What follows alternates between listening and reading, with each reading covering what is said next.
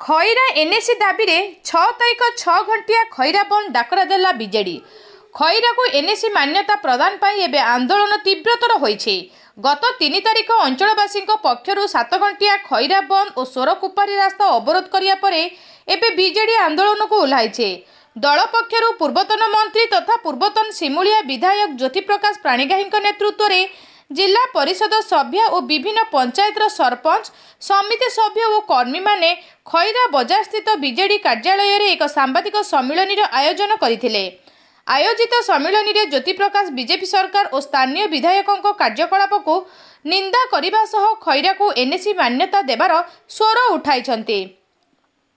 एने आसंता 6 तारिख बीजेडी राजरास्ता को ओह्लाइबा 6 घंटिया खैरा बजार कार्यालय स्कूल कॉलेज और रास्ताघाट बंद करिबो। आगामी 10 दिन मध्य खैरा को सरकार एनएसी घोषणा न कले एही आंदोलन अधिक तीव्रतर हेबो बोली दल प्रकाश करिछे। सांबादिक सम्मेलन खैरा विजु जनता दल ऑफिस रे ये डाकिवर मूल उद्देश्य जे तत्कालीन सरकार माननीय पूर्वतन मुख्यमंत्री श्रीयुक्त नवीन पट्टनायक 57टी एनएसी घोषणा करते जहाँ 39टा एनएसी बाकी रही तन्मध्यरु खैरा एनएसी अन्यतम। तेणु आज आम ये सम्मेलन माध्यम जन देवाक चाहूँ आम राजरास्ता को विजु जनता दल ओह्लैब 6 तारिख दिन बंद डाकरा 6टारू 12टा जाए 6 घंटिया बंद डाकरा एवं रास्ता रोक एवं समस्त सरकारी अनुष्ठान माने बंद करने आज आपण माध्यम ये तथ्य दि जाइए। सरकार आमर न्याय दाबी को जहाँ घोषित होता ताकू छड़े नहीं तेणु आम आहरी तीव्रतर करूँ एवं जहाँ घोषणा करते आमर प्रिय नेता श्रीयुक्त नवीन पट्टनायक ताकू ये मोहन सरकार कार्यकारी करांतु। धन्यवाद। ये सबु आड़े होउची तेणु से मानकर नेतृत्व ये लोकाल नेतृत्व मो नेतृत्व आम करूँ एवं समस्ते दलमत निर्विशेष मु समस्त सहयोग कामना। सांबादिक सम्मेलन माध्यम ये बीजेपी सरकार अपारगता एवं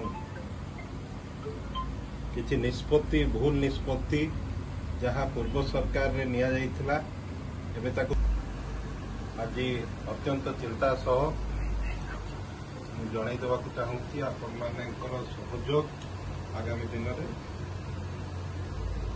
अत्यंत कामना मुझे आम सहित ये पाखआख पंचायतर समस्त निर्वाचित प्रतिनिधि विजु जनता दल अच्छा जो सरपंच समिति जिला परिषद वृंद किसी अच्छा आपण मैंने जानिथिबे गत सरकार माननीय पूर्वतन मुख्यमंत्री श्रीयुक्त नवीन पट्टनायक नेतृत्व में सत्ता नीति करी विभिन्न आड़ देखाई 15 मास बीतई देले ताकू घोषणा कले किंतु बाकी 39टा रहीगला।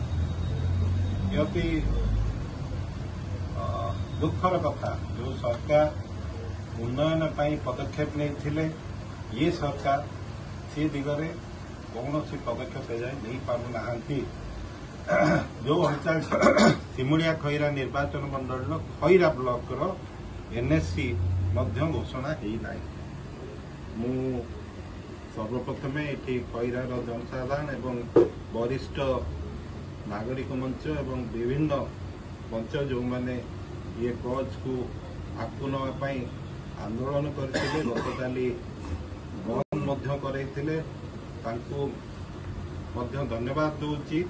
ये गोटे कज जो दीर्घ दिन दाबी आम समस्ते मिसी किभली छड़े नहीं बीजेपी सरकार जे खैरार न्याय दाबी को आम पुणी पूरण करवा से दिगरे जन देवाक चाहे जे विजु जनता दल तरफ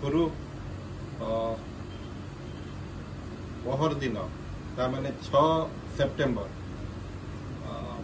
आमे रास्ता रोक एवं जन आंदोलन करूँ राजरास्ता को आम ओह्लैबू एवं आपण मानक माध्यम मु समस्त को अनुरोध करने चाहूँगी जे समस्ते सहयोग करेंगे 6 घंटिया दुकान बजार खैरारे बंद करने समस्त दुकान भाई मान अनुरोध करुच्ची एवं सरकारी अनुष्ठान मध्य बंद करने अनुरोध करुच्ची। ये शांतिपूर्ण भाव हम तेणु ये संबंध में जन दि स्थानीय पदाधिकारी मानू मो आशा करुच्ची जे ये माध्यम जो कुंभकर्ण निदरे शोईचंती बीजेपी सरकार एवं एठिकार जो जनप्रतिनिधि विधायक आसचंती निर्वाचित होइचंती अति दुखर कथा जे घोषणा करा जाइथिले मध्य कार्यकारी करा जाई पारु नाही।